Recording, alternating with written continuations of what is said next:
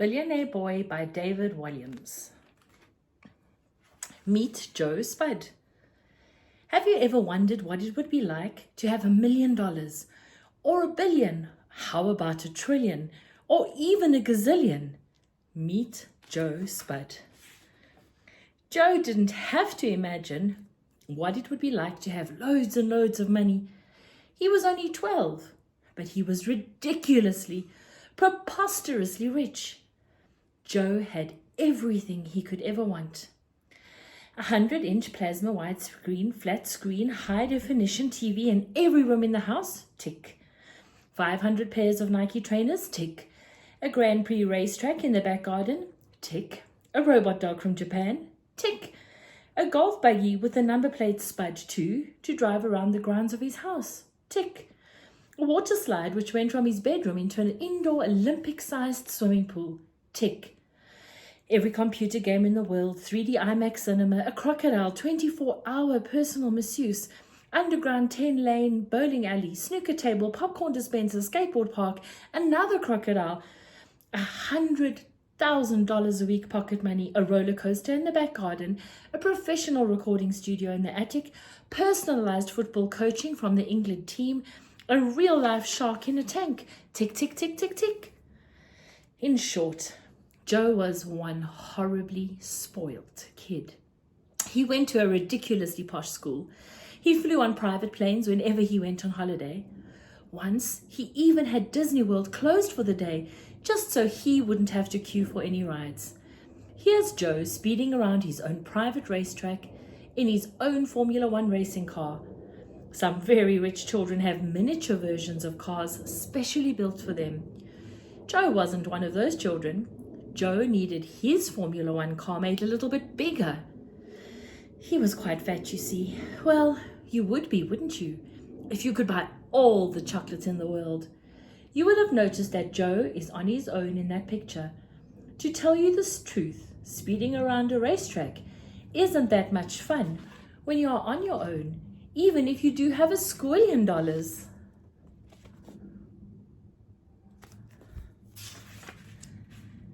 You really need someone to race against. The problem was, Joe didn't have any friends. Not one. Friends cross. Now, driving a Formula One car and unwrapping a king-size Mars bars are two things you shouldn't try and do at the same time. But it had been moments since Joe had last eaten and he was hungry. As he entered the chicane, he tore open the wrapper with his teeth and took a bite of the delicious chocolate-coated nougat and caramel. Unfortunately, Joe only had one hand on the steering wheel, and as the wheels of the car hit the verge, he lost control. The multi-million-dollar Formula One car careered off the track, spun round and hit a tree. Screech! The tree was unharmed, but the car was a write-off. Joe squeezed himself out of the cockpit. Luckily, Joe wasn't hurt, but he was a little dazed, and he tottered back to the house. "Dad, I crashed the car," said Joe as he entered the palatial living room. Mr. Spud was short and fat, just like his son. Hairier in a lot of places too, apart from his head, which was bald and shiny. Joe's dad was sitting on a 100-seater crocodile skin sofa and didn't look up from reading that day's copy of The Sun. "Don't worry, Joe," he said. "I'll buy you another one." Joe slumped down on the sofa next to his dad. "Oh, happy birthday, by the way, Joe." Mr. Spud handed an envelope to his son without taking his eyes off the magazine he was leafing through. Joe opened the envelope eagerly. How much money was he going to receive this year? The card, which read, "Happy 12th birthday, son," was quickly discarded in favor of the check inside. Joe could barely disguise his disappointment. $1 million? He scoffed. "Is that all?"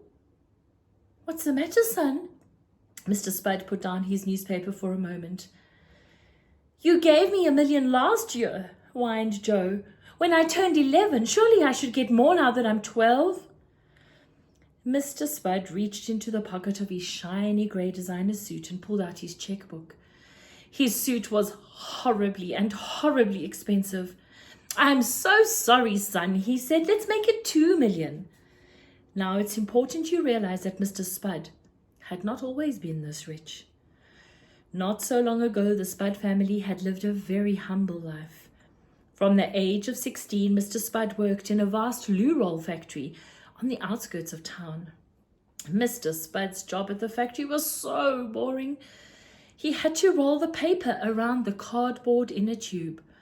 Roll after roll, day after day, year after year, decade after decade. This he did over and over again until nearly all his hope had gone. He would stand all day by the conveyor belt with hundreds of other board workers, repeating the same mind-numbing task. Every time the paper was rolled onto one cardboard tube, the whole thing started again. And every loo roll was the same. Because the family was so poor, Mr. Spud used to make birthday and Christmas presents for his son from the loo roll inner tubes. Mr. Spud never had enough money to buy Joe all the latest toys, but would make him something like a loo roll racing car or a loo roll fort complete with dozens of loo roll soldiers. Most of them got broken and ended up in the bin. Joe did manage to save a sad little loo roll space rocket, though he wasn't sure why.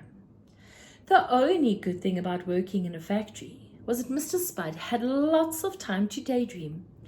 One day he had a daydream that was to revolutionize bottom wiping forever.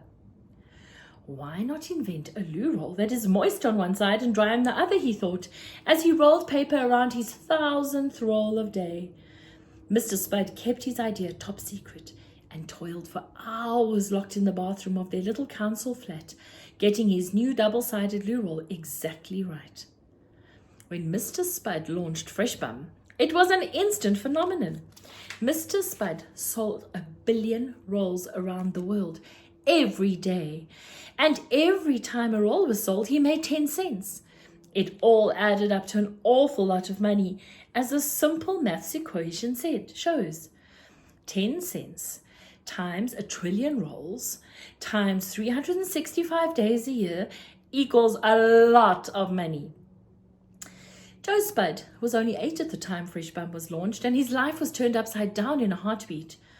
First, Joe's mum and dad split up. It turned out that for many years, Joe's mum had been having an affair with Joe's Cub Scout leader, Alan. She took a $10 billion divorce settlement. Alan swapped his canoe for a gigantic yacht. Last anyone heard, Carol and Alan were sailing off the coast of Dubai, pouring vintage champagne on their crunchy nut cornflakes every morning. Joe's dad seemed to get over the split quickly and began going on dates with all sorts of worldly women.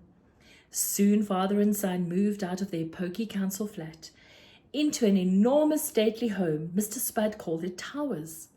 The house was so large it was visible from outer space. It took 5 minutes just to motor up the drive.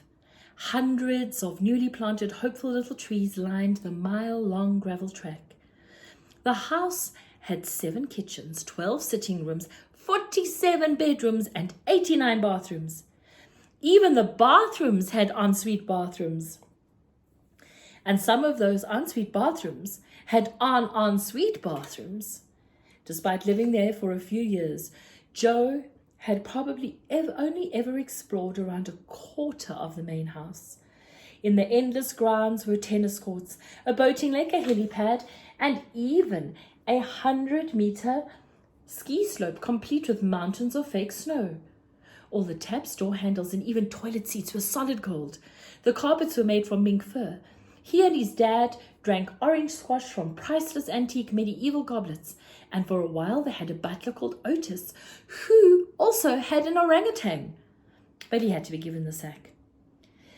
"Can I have a proper present as well, Dad?" said Joe as he put the check in his trouser pocket. "I mean, I've got loads of money already." "Tell me what you want, son. I'll get one of my assistants to buy it," Mr. Spud said. "Some solid gold sunglasses, I've got a pair.